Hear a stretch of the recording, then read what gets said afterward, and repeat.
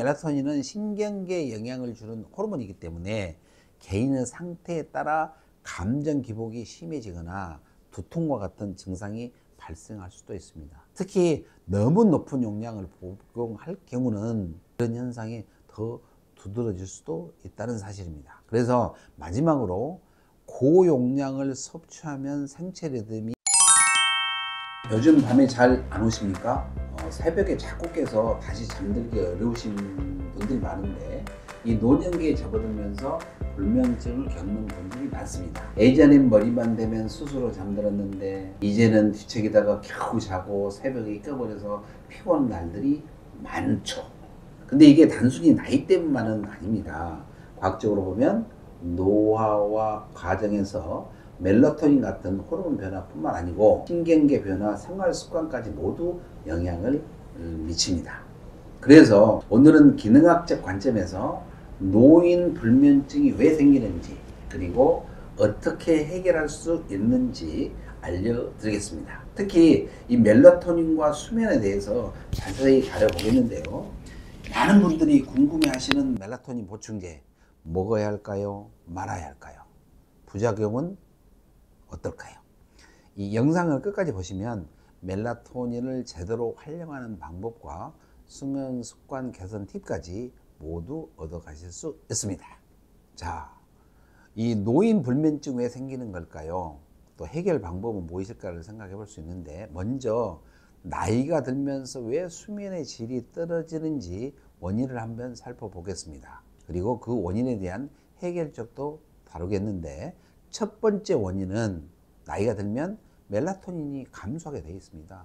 또 생체 리듬이 변화가 오게 되어 있고, 이 멜라토닌은 뇌 송과선에서 분비되는 호르몬인데 수면 각성 주기를 조절하는 역할을 합니다. 이 아침에 햇빛을 받으면 멜라토닌 분비가 억제되고요. 대신 세로토닌 들어보셨죠? 이 세로토닌이 활성화됩니다. 이 세로토닌은 낮에 기분을 안정시키고 각성을 유지하는 역할을 하고요. 밤이 되면 멜라토닌으로 전환되어서 수면을 유도하게 만드는 것입니다. 즉 멜라토닌은 우리가 깨어난 순간부터 체내에 서서히 축적되며 이를 수면 압력이라고도 합니다만, 깨어있는 시간이 길어질수록 멜라토닌이 점점 증가하면서 몸이 이제 쉬어야 할 시간이라는 신호를 보내게 됩니다. 하지만 나이가 들면 이 멜라토닌 분비량이 감소하고 분비되는 타이밍도 늦어지고,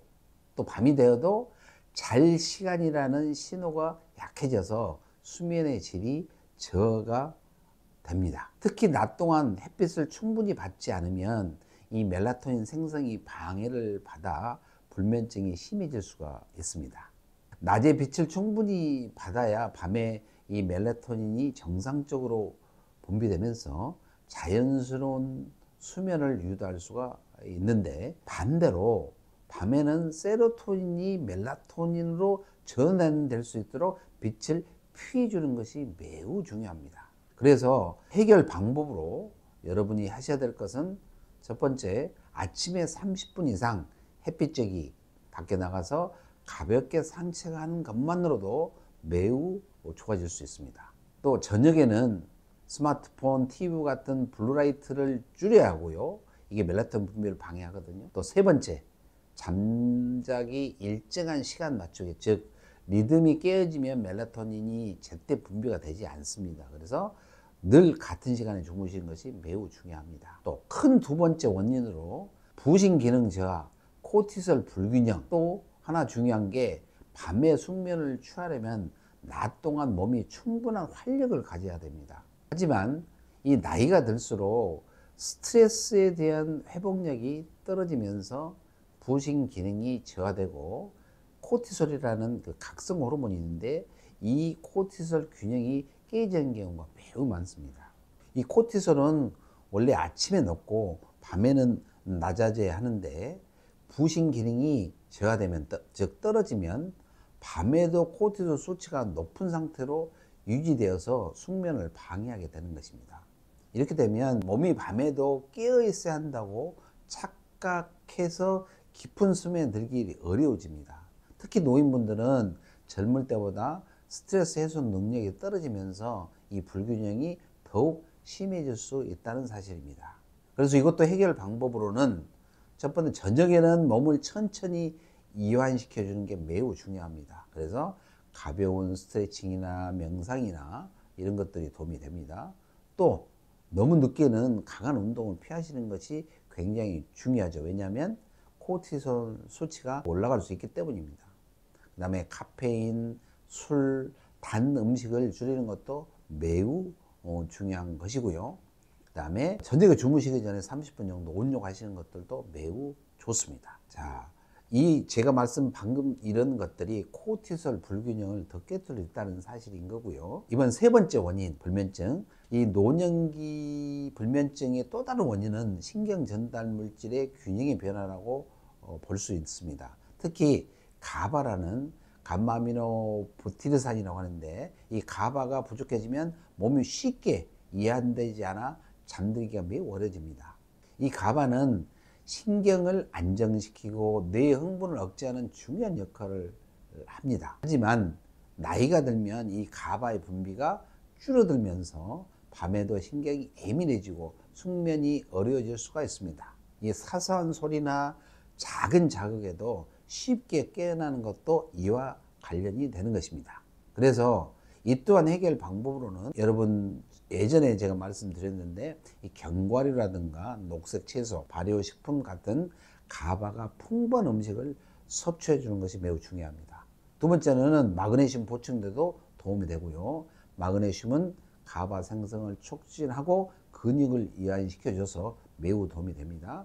또한 잠들기 전에 심호흡이라든가 따뜻한 물로 샤워라든가 온욕, 또 가벼운 마사지 같은 걸 해주셔서 긴장을 푸시면 더욱더 좋습니다. 네 번째 원인으로 들어가겠는데, 이 체온 조절 기능 저하나 혈당이 변화되면서 수온과 체온은 밀접한 관계가 되어 있는데, 우리가 잠들기 직전 체온이 자연스럽게 떨어지면서 몸이 휴식 모드로 전환되는데, 나이가 들수록 이 과정이 원활치가 않습니다. 그래서 노년기에는 혈액순환이 떨어지면서 체온 조절 능력이 떨어져서 이로 인해 몸이 차가워지고 근육이 긴장하고, 반대로 너무 덥다면 쉽게 뒤척이며 잠을 깨게 됩니다. 그래서 적당한 온도가 중요하다는 것이고, 또 나이가 들면 혈당 변동성이 커져서 밤사이 혈당이 급격히 떨어지는 야간 저혈당이 발생되면 이 교감신경이 활성화되면서 깊은 잠을 유지하기가 어려울 수도 있다는 것입니다. 그래서 해결 방법으로는 잠들기 전에 미지근한 물로 샤워하면 체온 조절에 도움이 되고요. 너무 두꺼운 이불을 덮거나 실내 온도가 너무 높아도 안 된다는 것이죠. 적정 온도는 18도에서 22도 정도입니다. 밤에 자꾸 깨시는 분들은 자기 전에 견과류나 바나나 같은 가벼운 단백질 간식을 드시면 혈당 유지에 도움이 됩니다. 자, 이제 여러 가지를 이야기했는데 정리해 드리자면, 노년기 불면증은 단순히 멜라토닌 감소 때문만이 아니라는 사실이고, 부신기능 저하라든가 신경 전달 물질 변화라든지 체온 조절 문제까지 복합적으로 작용하면서 수면 패턴이 깨진다는 것이죠. 그래서 해결 방법으로 한 가지만이 아니라 전반적인 생활 습관 조절이 필요하다는 사실이죠. 다시 한번 이야기하면, 아침에는 햇빛을 충분히 쬐고, 그래서 멜라토닌 생성을 준비시켜 주고요.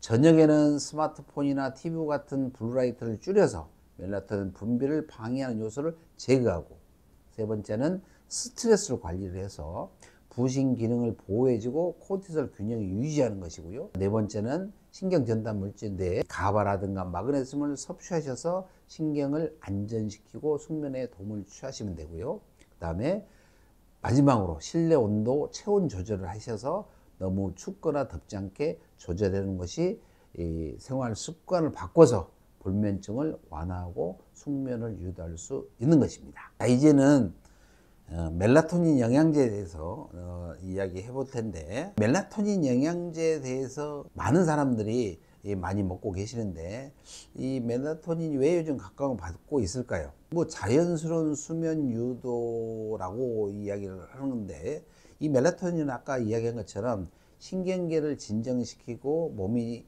잘 시간이다 라고 느끼게만 만드는 호르몬이죠. 그래서 수면제를 먹었을 때처럼 억지로 졸리게 하는 것이 아니라 자연스럽게 잠들도록 도와주는 것입니다.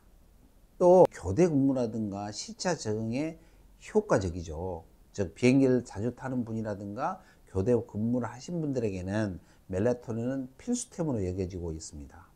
시차 적응을 돕고 깨진 생체 리듬을 빠르게 정상으로 되돌리는 데도 도움을 줄 수 있거든요.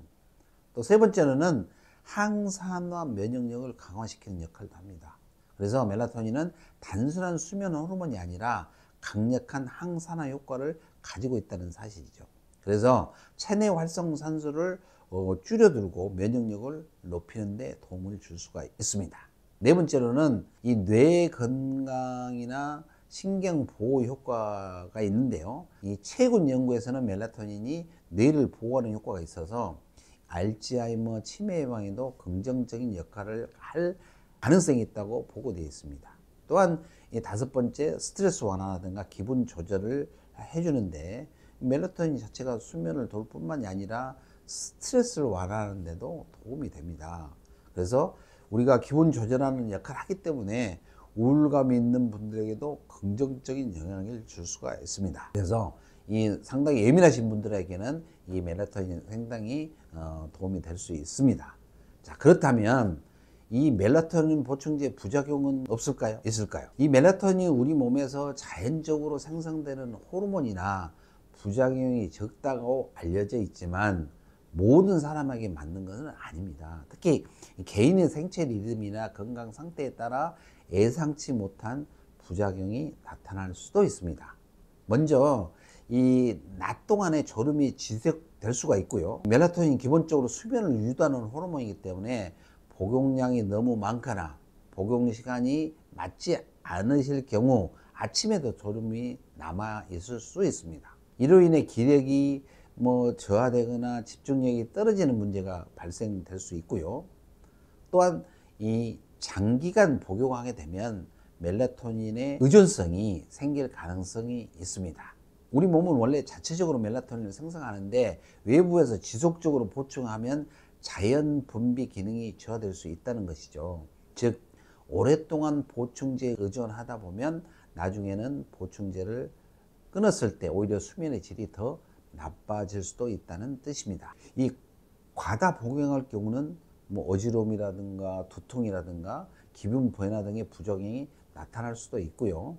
이 멜라토닌은 신경계에 영향을 주는 호르몬이기 때문에 개인의 상태에 따라 감정 기복이 심해지거나 두통과 같은 증상이 발생할 수도 있습니다. 특히 너무 높은 용량을 복용할 경우는 그런 현상이 더 두드러질 수도 있다는 사실입니다. 그래서 마지막으로 고용량을 섭취하면 생체 리듬이 혼란스러워질 수 있다는 사실을 여러분이 알고 이 일정한 패턴으로 적정한 양이 이 멜라토닌은 분비됐을 때 가장 효과적인데 필요 이상으로 많이 복용하면 오히려 체내 시계를 혼란스럽게 만들기 때문에 불면증이 더 심해질 수 있다는 사실을 우리가 꼭 알고 적정 용량을 복용하는 게 중요합니다. 자, 그래서 이제 멜라토닌을 안전하게 복용할 수 있는 방법이 뭐냐, 어떻게 복용하면 안전할까 여러분께 들려드린다면 처음에는 반드시 로우 도스, 아주 소량 0.3에서 1mg으로 시작하는 것이 매우 중요합니다. 이 처음부터 고용량으로 복용하면 오히려 몸의 자연스러운 멜라토닌 분비가 방해할 수 있기 때문이죠. 또한 수면 한두 시간 전에 복용하는 것이 가장 효과적입니다. 이 멜라토닌은 즉각적인 효과를 내는 것이 아니라 몸이 수면을 준비하도록 돕는 역할을 하기 때문에 너무 늦게 먹으면 효과가 없을 수도 있습니다. 그리고 너무 오래 복용하지 말고 필요할 때만 짧게 사용하는 것이 매우 필요할 것입니다. 또 멜라토닌은 단기간 보조제로 활용하는 것이 효과적이고요. 장기적으로 복용할 경우 오히려 자연 분비 기능이 저하될 가능성이 있기 때문에 간헐적으로 필요시만 드시는 것이 좋을 것 같고, 마지막으로 가능하다면 의사와 상담 후 복용하는 것이 가장 안전합니다.